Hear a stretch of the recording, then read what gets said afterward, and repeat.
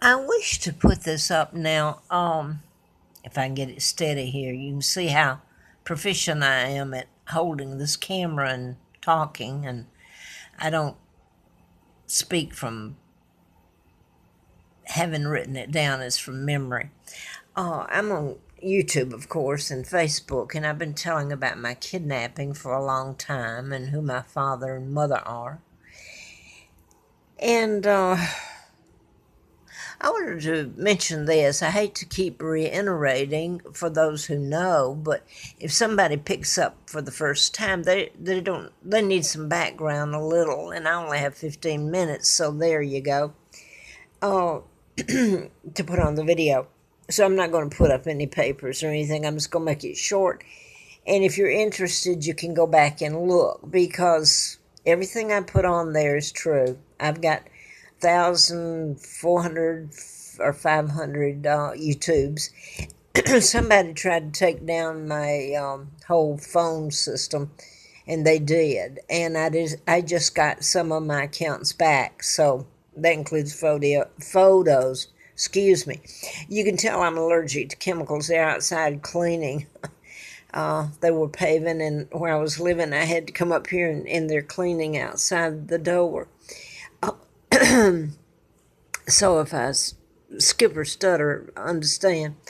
Uh, well, that's something I was going to tell about. I've been telling about on Facebook in the last month, keeping a chronicle type thing.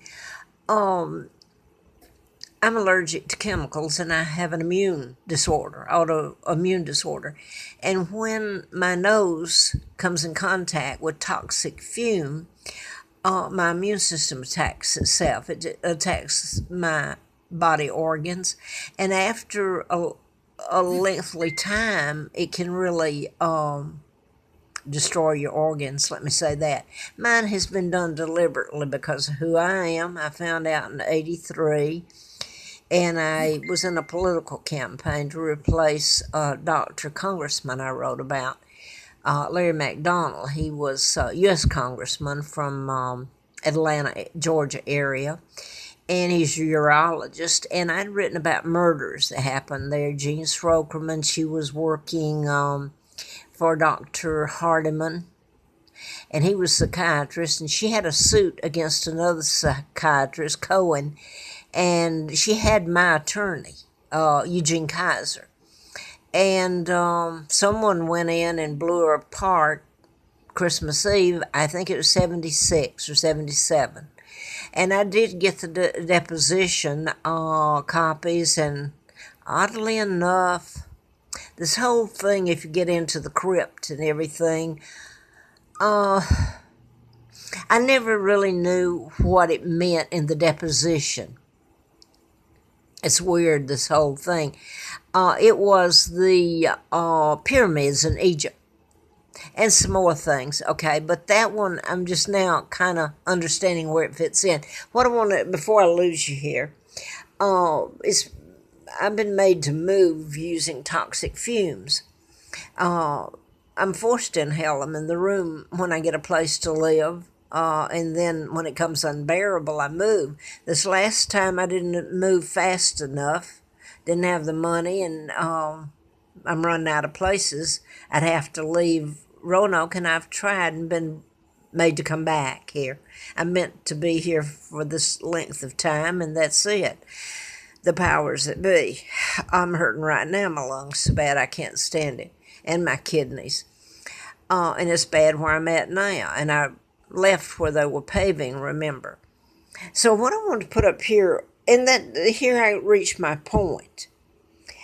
Because this is not a typical murder weapon, using fumes, etc., they can. I can't get an attorney.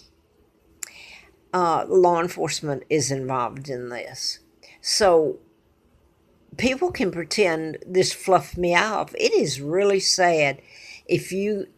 Well, I hope everybody does have to view what people will do to you when they think they're not held accountable for the crime.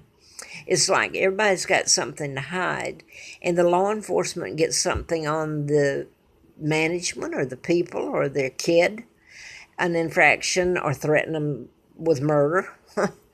But they think that gives them the right to do all these criminal acts against me. It's exactly what it is. And anyway, I want to get to this because I wondered about it. Not just because of the names. I didn't know the name at first.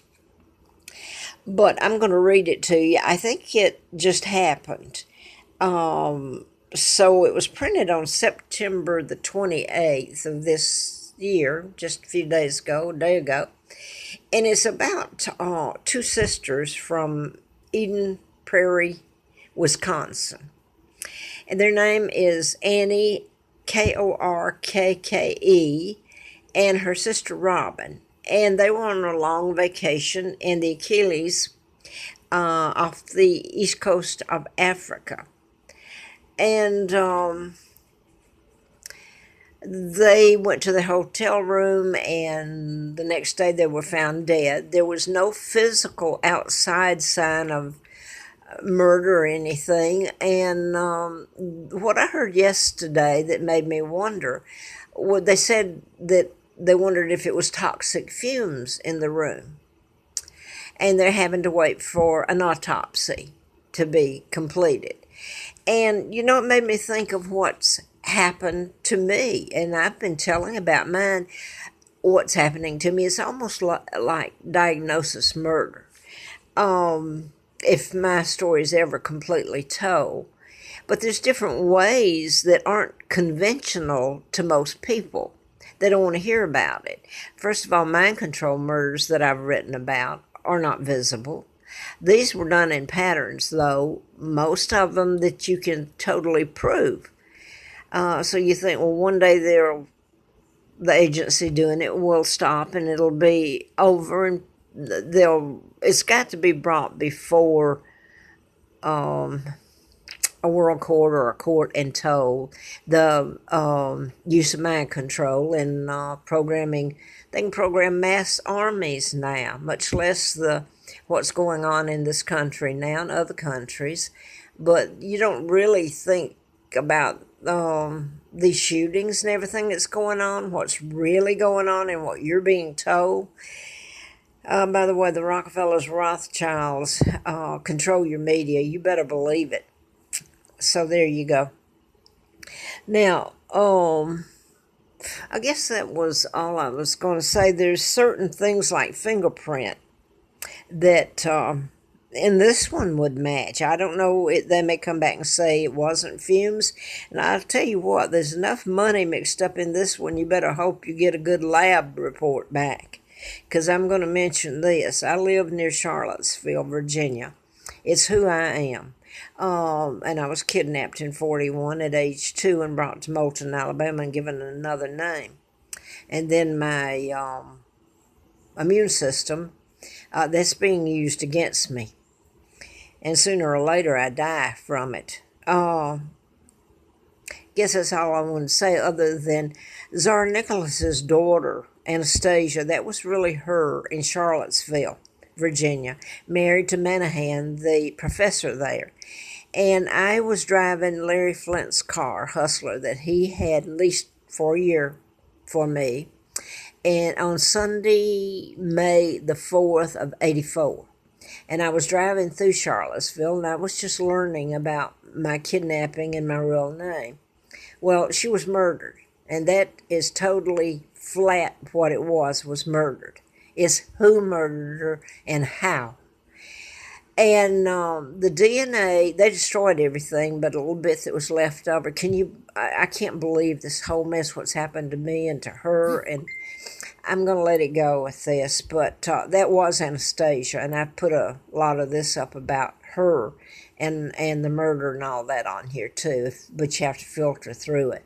But I want to see when this comes back from the lab, and they tell what killed these two, because it certainly sounds like what's happened to me. I think people aren't aware of the many ways if somebody wants you dead, especially a big agency or something of the government, that they can do it. I'm going to say this, back in 84, 80, about March, 1st March. I'd done the book about mind control murders. Larry Flint was one of them. I mentioned him, I guess. He was shot in Lawrenceville, Georgia. March the 6th, 78. And I'm hurting so bad I'm going to have to go right now, I think, without going back and telling. I think I've run out of tape anyway. There was something else, though, I've forgotten, to be honest with you. My mind got distracted there. Yeah, I know what it was. If I can get it up here real quick. I was writing about the mind control murders, and I hadn't found out about my real name. When I did find out in '83, I could remember a lot about what happened to me when I was brought over here, even if I was just 2 years old. And then the family, because I had so much information and documented, they finally admitted it. The twins were killed, and they replaced the girl, gave me her name and stole my identity. So I have to use the name Peggy Dempsey Childers. I married Childers. So what I wanted to say was I was going through Huntsville en route to, I thought I was going to meet up with my husband's sister, Laura Childers. Turned out I got all the way out to Dallas and called her, and suddenly she changed her mind. I was trying to get my kids relocated and me, if I could find a job, and away from what was going on in Atlanta, Marietta. Well, when I went back, I called a private detective, Dutch Holland, and that really was his name, Dutch Holland. And he told me, he said, "Oh, I believe what you're saying." He said, I had a client that called me, and she was getting a divorce, and she wanted him to investigate some things. Next thing he knew, she, it was on the telephone, she blew her guts out.